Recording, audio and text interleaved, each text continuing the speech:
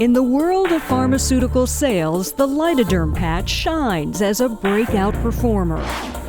It's responsible for taking Endo Pharmaceuticals from a scrappy startup to a high-flying growth company in just 6 years. Trying to see Dr. Howard? All the way, Endo executives pushed and praised their sales force. You've hit an all-time high with Lidoderm at over 54,500 scripts. Expand that market base for Lidoderm. Lidoderm at an all-time high number of total prescriptions. Driving Lidoderm Great job, team. to unparalleled success. More than $750 million in sales for 2010. But it's an unlikely position for a drug approved only to treat a very small group of patients. They gamed the system from the beginning. It's cheating taxpayers out of a lot of money.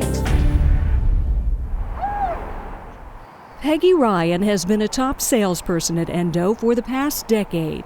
She came forward as a whistleblower nearly 7 years ago after becoming increasingly uncomfortable with the company's pressure for her to sell Lidoderm off-label for unapproved uses, something the company knows is illegal.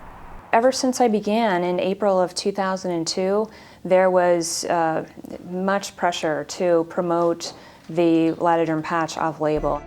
The Lidoderm patch is only approved by the FDA to treat post-herpetic neuralgia, PHN, a painful skin rash which is a complication of shingles.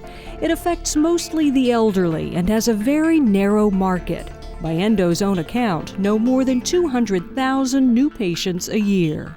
Part of the master scheme is that the Lidoderm patch is covered under orphan status. Orphan status is an incentive the government gives to drug companies to produce products that treat rare diseases like PHN that affect small patient populations. In exchange, companies get tax incentives, a long patent life with no competition, and faster, easier FDA approval. All this to encourage a company to produce a drug with little profit potential. But as it turns out, Endo made billions on Lidoderm by breaking the rules. Every taxpayer, every person in this country that pays taxes was harmed as a result of this activity. It was just a lot of greed, and it continues to be a lot of greed. They were breaking law. Very much part of the culture to sell off-label with Endo. It wasn't inadvertent, it wasn't an accident, they meant to do it.